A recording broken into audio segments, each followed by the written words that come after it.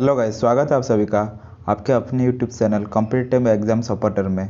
आज के इस सेशन में हम लोग बायोलॉजी के कुछ इम्पोर्टेंट नोट्स के बारे में डिस्कशन करेंगे, जो कि आपके कॉम्पिटिटिव एग्ज़ाम के लिए बहुत ही हेल्पफुल हो सकता है। तो चलिए शुरू करते हैं।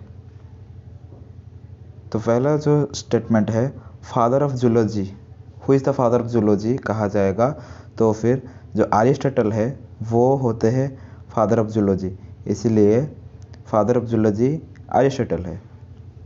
फादर ऑफ बायोलॉजी भी अरिस्टोटल ही है।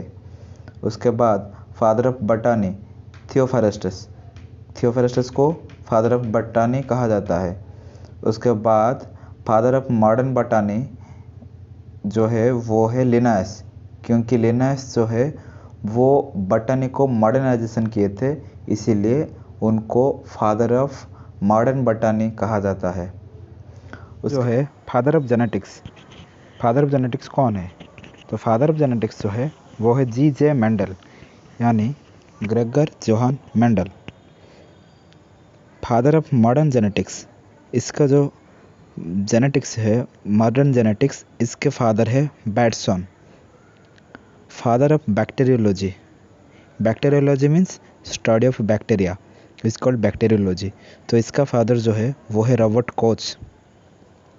नेक्स्ट जो है फादर ऑफ ब्लड ग्रुप, यानी जो पहली बार जो ब्लड ग्रुप को डिस्कवर किए थे उनका नाम था लैंडस्टाइनर। उसके बाद जो है वो है फादर ऑफ साइटोलॉजी, यानी साइटोलॉजी के फादर कौन है? तो आपके मन में सवाल ये होगा कि साइटोलॉजी क्या है। Cytology means study of cell, जिसको साइटोलॉजी कहा जाता है। उसका फादर है रॉबर्ट हुक। रॉबर्ट हुक जो है साइटोलॉजी के फादर है। नेक्स्ट स्टेटमेंट जो है फादर ऑफ माइक्रोबायोलॉजी। सो आपके मन में ये क्वेश्चन होगा कि माइक्रोबायोलॉजी क्या है? तो मैं बता दूं कि माइक्रोबायोलॉजी जो है स्टडी ऑफ माइक्रो ऑर्गेनिजम्स, यानी जो हमारे आँख में नेकेड आई में, यानी खाली आँख में जो दिखाई नहीं देता है, उन सब ऑर्गेनिज्म को माइक्रो ऑर्गेनिज्म कहा जाता है। और उन स्टडी को, उन माइक्रो ऑर्गेनिज्म के स्टडी को माइक्रोबायोलॉजी कहा जाता है, जिसका फादर जो है लुईस पास्चर है, क्योंकि लुईस पास्चर ही जो थे जो पहली बार माइक्रोबायोलॉजी में कुछ हासिल किए थे, इसीलिए उनको फादर ऑफ माइक्रोबायोलॉजी कहा जाता है।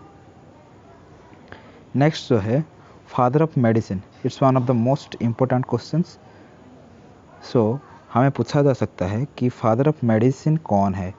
तो फिर फादर ऑफ मेडिसिन जो है वो है हिप्पोक्रेट्स, क्योंकि हिप्पोक्रेट्स को फादर ऑफ मेडिसिन कहा जाता है। फादर ऑफ कंडीशनल रिफ्लेक्स, तो आपके मन में ये सवाल होगा कि कंडीशनल रिफ्लेक्स क्या है? तो फिर मैं बता दूं कि एक कंडीशन के हिसाब से आपके मन में रिफ्लेक्स एक्शन होना को कंडीशनल रिफ्लेक्स कहा जाता है। जैसे कि आप कोई रसगुल्ले या फिर मिठाई को देखते ही आपके मुंह से पानी आ जाता है और सलाइवा जो है वो आ जाता है। ये जो है रिफ्लेक्स एक्शन होने के कारण ये होता है। इसको पहली बार पावलोव ने डिस्कवर किए थे, इसीलिए उनको फादर ऑफ कंडीशनल रिफ्लेक्स कहा जाता है। पढ़ते हैं नेक्स्ट क्वेश्चन, नेक्स्ट स्टेटमेंट की तरफ। फादर ऑफ इंडियन इकोलॉजी, जो इंडिया में जो इकोलॉजी थे उनका फादर कौन है? तो मैं बता दूं कि फादर ऑफ इंडियन इकोलॉजी जो है वो है प्रोफेसर आर मिश्रा, क्योंकि ये जो थे ये पहली बार इंडिया में इकोलॉजी को इंट्रोड्यूस किए थे, इसीलिए उनको इकोलॉजी, इंडियन इकोलॉजी के फादर कहा जाता है।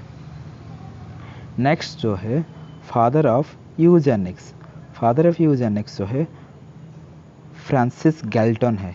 फ्रांसिस गैल्टन को यूजेनिक्स फादर ऑफ यूजेनिक्स कहा जाता है। नेक्स्ट जो है father of endocrinology, father of endocrinology जो है वो थॉमस एडिसन है। एंडोक्राइनोलॉजी, तो फिर आपके मन में ये सवाल होगा कि what is endocrinology? Endocrinology means study of endocrine gland, हमारे बॉडी में जो एंडोक्राइन ग्लैंड होता है उसके स्टडी को हम कहते हैं एंडोक्राइनोलॉजी, जिसका फादर है थॉमस एडिसन। इसलिए थॉमस एडिसन जो है वो एंडोक्राइनोलॉजी के फादर है। नेक्स्ट जो है फादर ऑफ इंडियन पालियोबोटानी। तो ये जो हम तो बटानी ज़्यादातर सुनते हैं, लेकिन what is palaeobotany? Palaeobotany means study of palaeobotany, यानी पुराने और प्रिजर्व्ड प्लांट के बारे में स्टडी करने को पालियोबोटानी कहा जाता है, जिसका फादर जो है प्रोफेसर बिरबल साहनी थे, जिनके नाम पर एक यूनिवर्सिटीज़ भी है। तो इसका जो आंसर है वो होगा प्रोफेसर बिरबल साहनी, क्योंकि फादर ऑफ पालियोबोटानी को उन्होंने पहली बार इंडिया में इंट्रोड्यूस किए थे। नेक्स्ट जो है father of blood circulation. Father of blood circulation जो है वो है विलियम आर्वे। ये जो थे प्रोफेसर में एक डॉक्टर थे, वो पहली बार ह्यूमन बॉडी में ब्लड सर्कुलेशन को अच्छी तरीके से एक्सप्लेन किए थे, इसलिए उनको फादर ऑफ ब्लड सर्कुलेशन कहा जाता है। नेक्स्ट क्वेश्चन जो है father of taxonomy and nomenclature. ये ज़्यादातर हम लोग को पता होगा कि नोमेनक्लेचर यानी बाइनोमियल नोमेनक्लेचर और टैक्सोनॉमी ये दोनों को इंट्रोड्यूस किए थे कैरोलस लिनियस, जिनमें से बाइनोमियल नोमेनक्लेचर के अनुसार पहली जो थी टर्म वो था जीनस और जो सेकंड थी वो था स्पेसिस। इसके लिए